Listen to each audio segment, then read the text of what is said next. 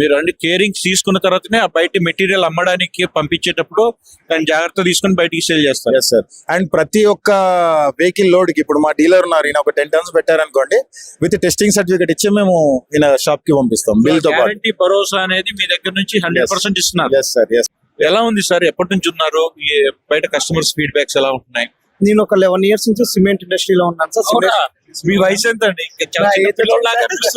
నా ఏజ్ వచ్చి 33 years sir. నేను 11 years చాలా నుంచి చిన్న వయసులోనే మీరు వ్యాపార రంగంలోకి వచ్చేసారు. సార్ చిన్న వయసులోనే వచ్చాను. ఖమ్మం వచ్చేసి నేను 4 years అవుతుంది సార్.